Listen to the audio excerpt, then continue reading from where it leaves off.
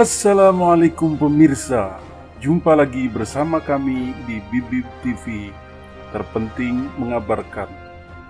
Pemirsa, pembela setia Ba'alawi Kiai Haji Idrus Ramli mencoba untuk terlihat ilmiah, namun pada kenyataannya tidaklah demikian. Alih-alih menjadi ilmiah, beliau malah bangga dengan label taklid buta kepadanya. Seperti diketahui, Kiai Haji Imaduddin Utsman Al-Bantani sempat menyindir kiai dari kalangan NU garis lurus tersebut atau NUGL sebagai level pembaca dan taklid buta. Tak lama kemudian Kiai Haji Idrus Ramli merespon sindiran itu dengan mengatakan bangga menjadi seseorang yang taklid buta kepada ulama-ulama terdahulu dan bangga bisa membaca-baca kitab terdahulu. Inilah yang disebut kemunduran itu. Dengan pandangan itu, seolah-olah tidak ada lagi jalan bagi ulama-ulama sekarang untuk berpikir sesuai zaman atau kontekstual. Semua serba tekstual dan harus bersumber pada zaman-zaman ulama terdahulu, yang padahal pengambilan keputusan ulama-ulama zaman dahulu pun didasarkan pada fakta dan data yang ada pada zaman ulama tersebut hidup. Mereka tidak taklid buta terhadap ulama-ulama yang lebih awal, yang memiliki konteks masalah dan kehidupan yang berbeda. Itu adalah cara cerdas yang dilakukan ulama zaman dahulu sebagai upaya merespon masalah-masalah yang dihadapi pada zamannya tersebut. Namun, prinsip taklid buta yang digunakan oleh Kiai Haji Idrus Ramli tersebut tentu saja menyalahi prinsip-prinsip keilmuan ulama zaman dahulu tersebut, karena ulama pada zaman dahulu pun tidak pernah memfatwa sesuatu yang tidak ditemukan pada zamannya dengan pegangan fatwa-fatwa ulama terdahulu sebelum mereka.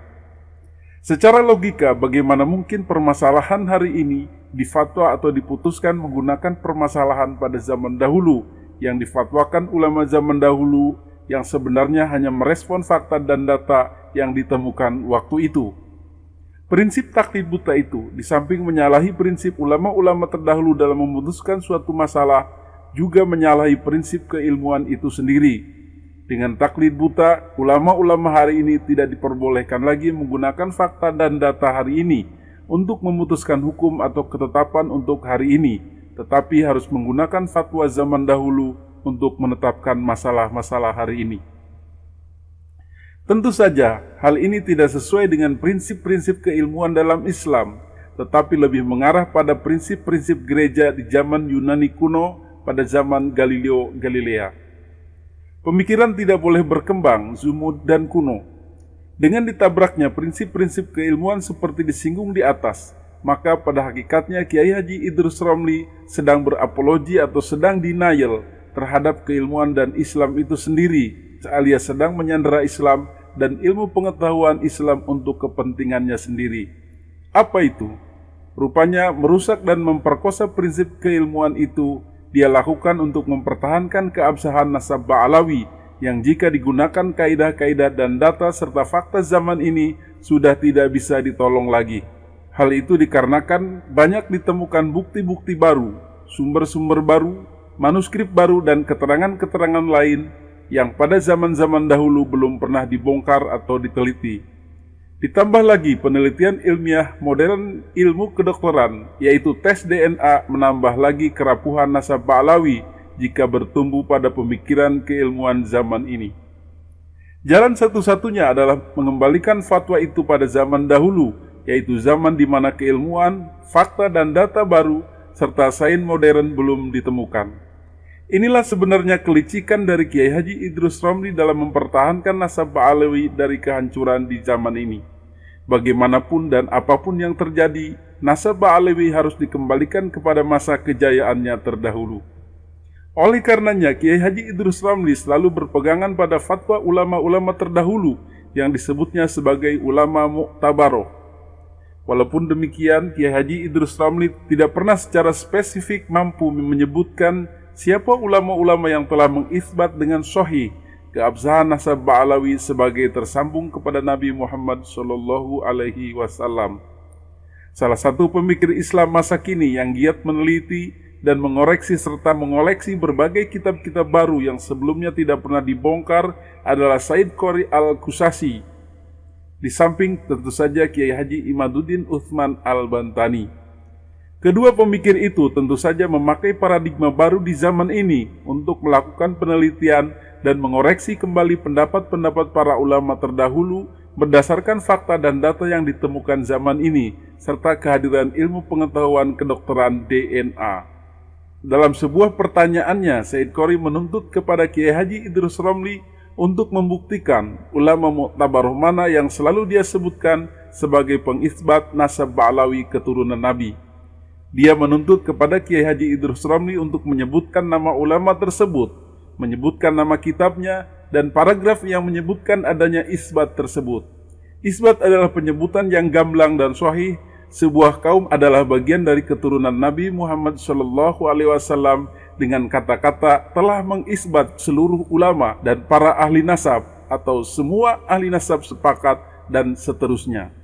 Jika hanya menyebutkan bin fulan dan fulan, maka itu bukanlah isbat, tetapi hanya menyebutkan sesuatu yang sudah sering disebut orang atau hanya mengikuti saja. Jadi teman-teman yang dirahmati oleh Allah, kata Tuan Idrus Ramli, dia mengatakan bahwa ulama-ulama yang muktabar dari mazhab ahli sunnah wal jamaah, dari ahli tarikh, ahli sejarah, itu mengatakan bahwa nasab Ba'alawi itu ya sahih. Ya. Pertama yang saya komentari, beliau tidak sedikit pun mengatakan tadi ahli nasab. Dia bilang cuman ulama ahli fikih ya, berarti ulama fuqaha mazhab Syafi'i, terus ahli sejarah, tidak menambahkan ahli nasab. Artinya kalau dia menyatakan ahli nasab akan ditanya buktinya kan. Nah, jadi dia nggak menambahkan ahli nasab. Artinya itu hanya klaim ulama. Terus dia mengatakan bahwa ulama ahli sunnah menyatakan bahwa Ba'alawi itu sah sebagai sahih ya, sebagai zuriyah Rasulullah sallallahu alaihi wasallam. Oke.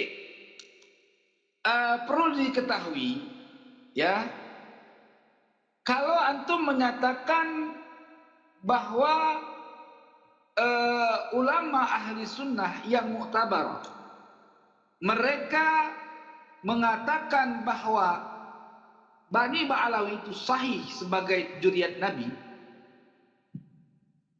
Pertanyaan saya, pertama, ulama ahli sunnah yang mana yang mengatakan nasab Ba'alawi itu sahih? Misalkan antum menyatakan Murtada Zabidi, ya saya ingin minta kitab Murtada Zabidi yang mengatakan nasab Ba'alawi sahih. Bapak Ustadz Idrus Ramli, antum tidak sedang berbicara di kalangan orang-orang yang nggak meneliti kitab, bukan pembaca kitab. Jangan begitu. Orang yang mendengar akan mengkaji omongan antum, gitu loh.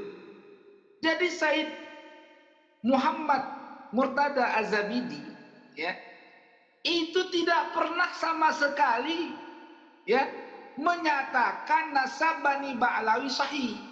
Dia hanya menuliskan wa amma Abdullah, ya, wakila Ubaidillah. Itu semua nggak ada isbat di situ. Yang ada isbat kalimat sebelum wa amma Abdullah wakila Ubaidillah. Itu ada isbat. Apa isbatnya? Wa hadza mattafaqa alaihi nasabun. Itu yang menjadi isbat. Artinya, hadza yang dimaksud di sini adalah nama-nama yang kami sebutkan sebelumnya yang merupakan anak keturunan daripada Said Ahmad bin Isa An-Naqib, itulah yang ittifaq ahli nasab. Ya. Jadi jangan ngade-ngade. Gitu yang pertama. Yang kedua, ketika antum menyatakan bahwa ulama ahli sunnah menyebutkan ben itu adalah makna isbat, saya masih bingung Bapak Tuan Kiai Haji Idrus Ramli. Bingung saya. Orang lagi menceritakan dia punya sanad pakai surban dari seorang yang bernama Abdullah Al-Idrus, ya. Dia mengungkapkan bin Abdullah Idrus bin Anu itu sudah memaknakan menurut antum adalah makna isbat. Header saya. Dari mana rumusannya? Saya butuh satu perkataan daripada ulama ahli sunnah yang katanya mengisbat Ba'alawi dengan perkataan begini. Annan nasaba bani Ba'alawi nasabun sahihun mujma'un alaihin nasabun, ya, mujma'un alaihin nasabun wa jami'il ulama'i ahli sunnah wal jamaah. Itu baru isbat. Gitu. Yang kedua, ketika antum menukil dari kitab As-Sabat, Ibnu Hajar itu tidak bertemu dengan Abdullah Al-Idrus. Karena Abdullah Al-Idrus sudah wafat. Dari mana Ibnu Hajar mengambil sanad kepada orang yang sudah wafat? Kan lucu. Nah, di situ juga di dalam kitab As-Sabat, di situ ada ungkapan yang apakah ungkapan itu tulisan Ibnu Hajar sendiri atau penambahan dari orang-orang tahqiq atau bagaimana? Wallahu alam. Yang jelas di situ dikatakan Habib Abdullah Al-Idrus adalah gurunya para malaikat. Allah ya Rabb, gurunya para malaikat. Gurunya jin dan malaikat, apa gurunya malaikat dan jin, itulah kurang lebih. Oleh ta'liq menyatakan hadza ghalat, ini perkataan ghalat, salah, nggak boleh dipakai karena nggak ada. Ini kok udah berlebihan ini. Jadi boleh jadi kitab-kitab tersebut Imam Ibnu Hajar di dalam bahasanya, di dalam tulisan asalnya, di dalam naskahnya dia hanya menceritakan dia mendapatkan rujukan daripada Syekh Abdullah Al-Idrus terkait masalah dia pakai surban, gitu loh, ya, khirqah, ya. Hanya sebatas itu. Oleh muhakik dalam pencetakan itu Abdullah itu disuruh bin sampai kepada Rasul, gitu loh, ya. Adapun ungkapan An-Nasib As-Sayyid di situ itu adalah dia berdasarkan apa yang dia kenal pada saat itu, bukan dalam proses penelitian. Jadi Syekh Al-Imam Ibnu Hajar Al-Haytami menyatakan Sayyid kepada Abdullah Al-Idrus bukan melalui proses pengkajian dan penelitian mendalam.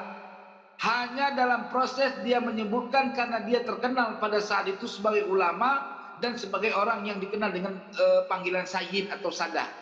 Gitu loh. Ya. Nah, Al-Imam Ibnu Hajar Al-Haytami, beliau itu mengambil riwayat, ya, langsung ke Abdullah Al-Idrus itu mustahil. Pada akhirnya, Kiai Haji Idrus Romli tidak mampu menjawab tuntutan ilmiah Said Qori tersebut karena memang tidak pernah ditemukan isbat qot'i para ahli nasab yang disebutkan dalam kitab-kitab terdahulu pun. Ia hanya menukil dan memperalat para ulama-ulama tersebut untuk dijadikan batu penyangga robohnya nasab Ba'alawi. Demikian Bibib TV mengabarkan.